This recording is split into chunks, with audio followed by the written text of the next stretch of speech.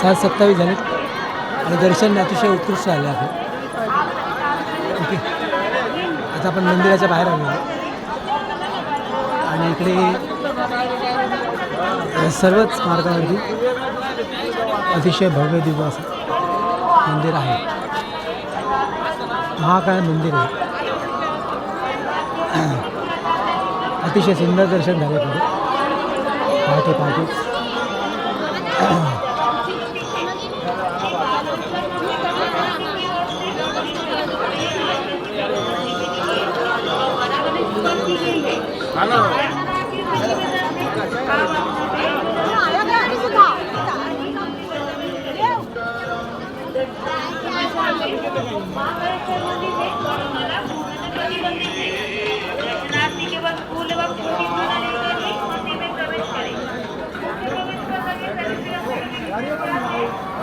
भोलेनाथांचे स्वरूप आहे.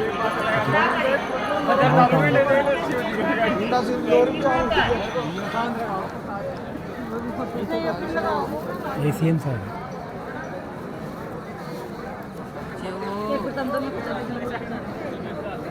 आणि बाबांचं अतिशय सुंदर तिथे महाकाली किंवा दत्तात्रय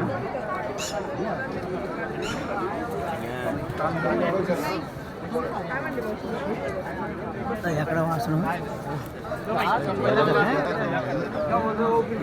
हे विष्णूचं स्वरूप आहे.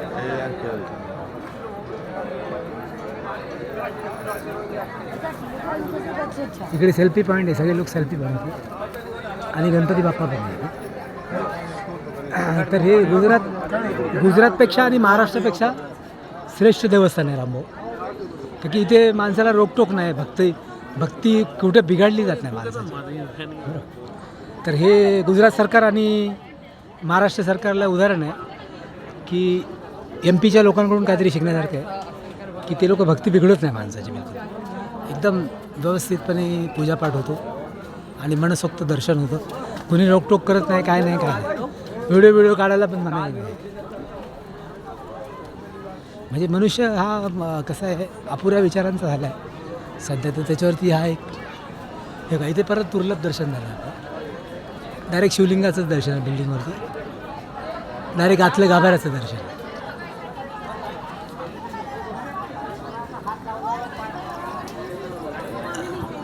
आता आपल्याकडे आज वेळ भरपूर आहे. आपण तिकडे आईसाहेबांकडे पण जाणार आहे. तर आईसाहेबांनी तिथे एका पोलीसवाल्या मित्रातर्फे मार्गदर्शन केलं आपल्याला की दर्शनाला जायचं आहे. महाकाली माता पावागडवाली. हे काय सर्क्युलर गार्डन आहे. इथं आपण लग्न झाल्यानंतर येऊ रामभाऊ. ओके, दिगंबर भाऊ.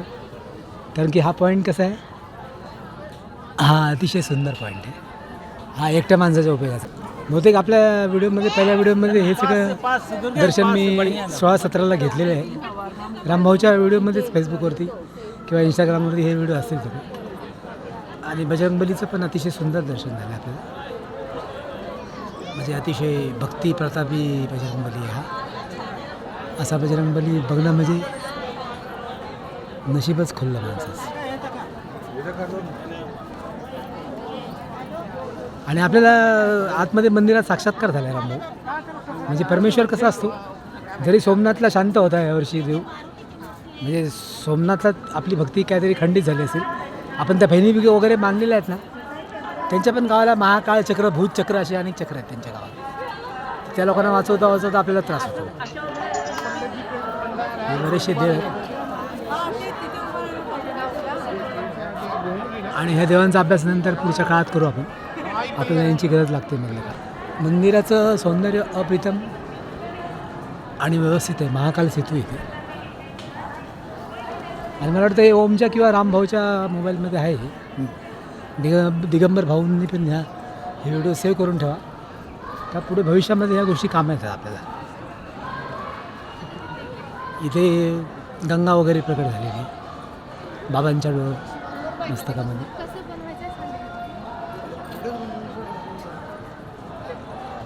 म्हणजे इकडे कसं स्पेशली वेळ काढून यावं लागेल आपल्याला.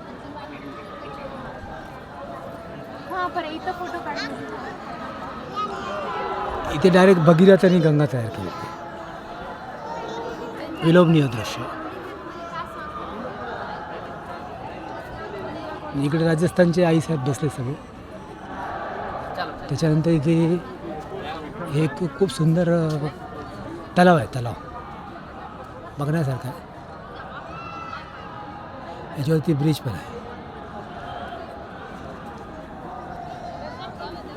स्वामी समर्थ.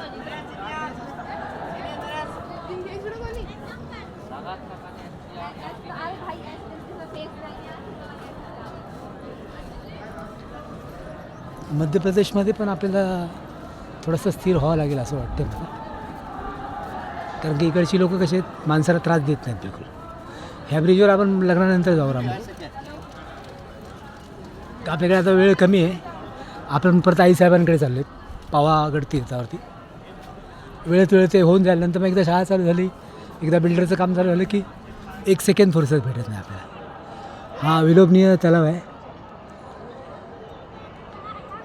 आणि CM साहेबांना विनंती आहे, आपल्याला काय मध्य प्रदेशची भाषा येत नाही, की इथे तुम्ही बोटिंग क्लब वगैरे चालू करा. कॉस्टली चालू करा, कॉस्टली. तर की ह्या मंदिरात चार्ज वगैरे काय घेत नाहीत.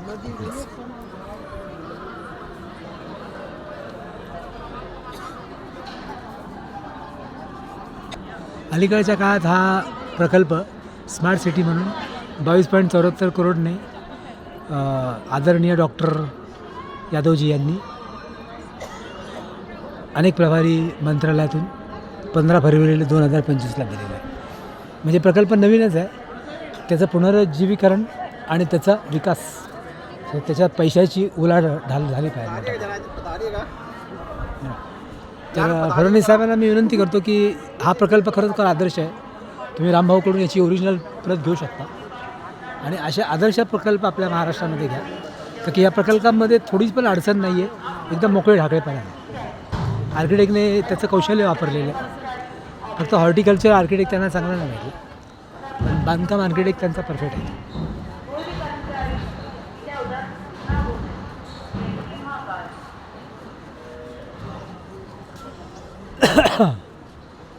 राम राम.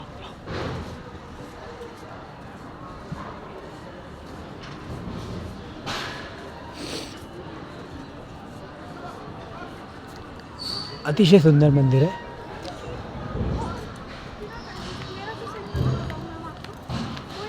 आता आपलं पहिलं वर्ष आहे रामभाऊ, त्यामुळे आपल्याला ह्या मंदिराचं अट्रॅक्शन तयार झालं ऑटोमॅटिक. पण आपण इकडे येताना मग कसं आहे, कारने वगैरे येऊ शकतो, ट्रेनने हाल होतात माणसाचे.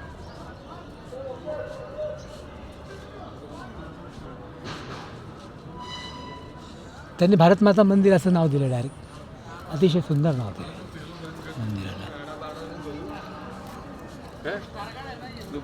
आणि गुजरातचे सगळे गिरनार पर्वत वगैरे सगळे पाहिले मी. तिथे सेवा आपल्या मराठी माणसाचीच चांगली आहे. बाकी काय हे लोक काय काय हापापलेले पैशाला हापापलेले लोक आहेत काय काय, त्यांना मराठी माणसासारखी भक्ती येत नाही रामभाऊ. ही त्यांची उणीव आहे. तर ती उणीव अध्यात्मामध्ये काढायला पाहिजे साधू संतांनी. आता आपण घाई गुजरातून सोमनाथून इकडे आलो आहे रामभाऊ. आणि त्या घाईमध्ये कसं होतं, माणसाचे हाल होतात बिना कामाची. म्हणून आपण पावागडला कसं जाणार आहे, एकदम सिस्टमॅटिक जाणार आहे पावागडला.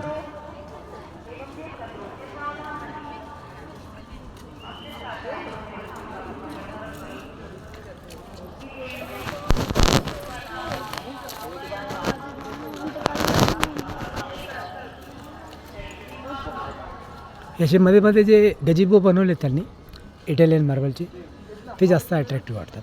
आणि गार्डनसुद्धा थोडेफार अट्रॅक्टिव्ह आहे. आता जे सोमनाथला आपल्याला ह्यावर्षी जास्त मोठ्या प्रमाणात नाही भेटलं, ते इथे सहज मिळालं. पण इथे प्रमाण कमी आहे त्याचं. ओके, म्हणजे जे आपल्याला पाहिजे ते देव देतो. गिरनार पर्वत कुठे कुठे पाहिजे तिथे जे आपल्या मनात पाहिजे ते सगळं मिळायचं आहे आपल्याला. तर अशी भोलेनाथांची माया आहे. आपण फक्त निमित्त मात्र आहे.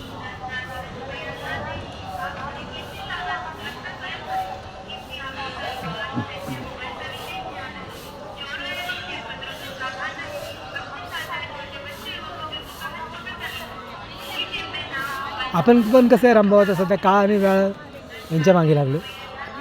आपण पैशाच्या मागे लागलो, कारण की कसं आता बिगर पैशाचं आपलं कुठलंच काम होत नाही. लग्न म्हटलं तरी 20 लाख रुपये खर्च आहे. नंतर ती बायको सांभाळायची म्हटल्यावरती 20 लाखाची कार, 1-2 करोडचा बंगला, नंतर ते संसार चालवायला बाबा 5-6 करोड, असा पैसा वाढतच चालला पण कमी नाही.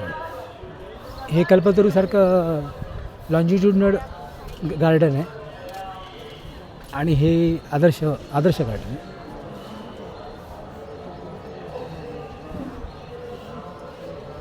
आता इकडे देवी देवता भरपूर आहे. दत्त महाराज आहेत, आणखी शनिदेव आहे, बरेच देव आहेत ते. पण आपण पण कसं आहे आता जरा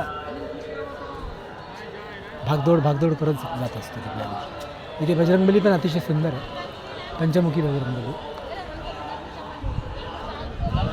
आणि तो आपला आवडता देव असल्यामुळे आपण त्याचं दर्शन करून घेऊ. इथूनच दर्शन करून घेऊ. हे बघा, इथे शिवलिंग आहे डायरेक्ट, आणि इथे पंचमुखी हनुमान.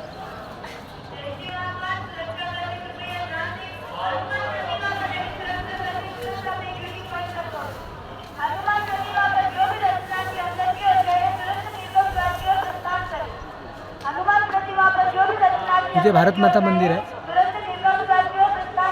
आणि हे आपले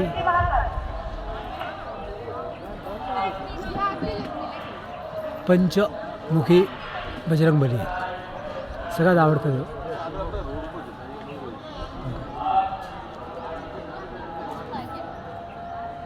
तिथे भोलेनाथ आहे.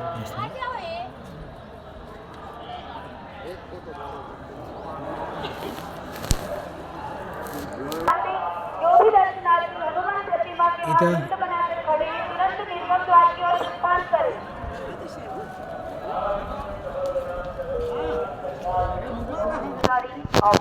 तर इथे आपल्याला असं आढळलं की इथले कर्मचारी आणि मनुष्य प्राणी हे स्वभावामध्ये परफेक्ट माणसं आहेत. इथे नरसिंह सरस्वती देव आहे.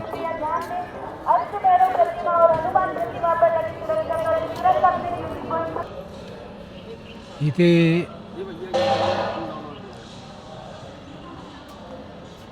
विषप्राशन आहे, अमृत मंथन विषप्राशन जगातील सगळ्यात मोठा प्रयोग आहे.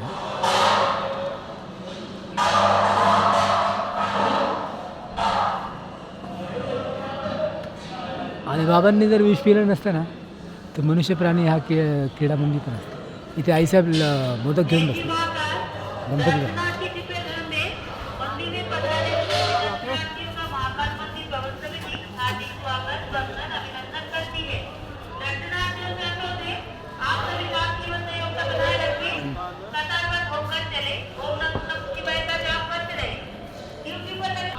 इथं रावणाचा गर्व हरण केलेला आहे भोले बाबांनी.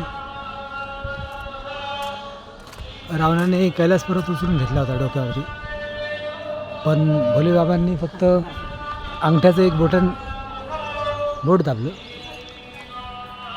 आणि एका सेकंदात रावणाचा गर्व हरण केला होता. ते दृश्य. इथं देवी देवता आहेत काही, इकडे अनेक देवी देवता आणि हा गार्डनचा सुंदर परिसर आहे. आणि यावर्षी आपल्याला खंडोबा बाबांची वैशिष्ट्यपूर्ण कृपा प्राप्त झाली. ते मार्तंड देवस्थान इथे आहेच, रामभाऊंना माहिती आहे, दिगंबर भाऊला माहिती आहे. तर अतिशय सुंदर देवस्थान बनवलेलं आहे. इकडे समोर पण भरपूर देवस्थान आहेत, छोटी मोठी अशी. म्हणजे जवळजवळ एक 100-1 एकरचा हा परिसरच त्यांनी पूर्ण देवस्थानासाठी उपयुक्त केलेला आहे.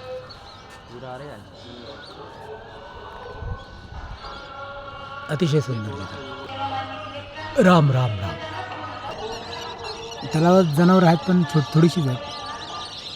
तिकडे राजहंसांसारखा एक कळप दिसतोय, पण तो पण आर्टिफिशियल आहे. असं नैसर्गिक जसं शेगावला कसं आहे तसं इकडे लोकांना जोपासना करता नाही आली. तर CM साहेबांना विनंती आहे की याचं पुनरुज्जीवीकरण करून खर्च वाढवा याचा आणि इकॉनॉमिकली याला परफेक्ट बनवायचं देवस्थान. हे भोले बाबा लग्नाला चालले, लग्नाचा सोहळा आहे त्यांचा.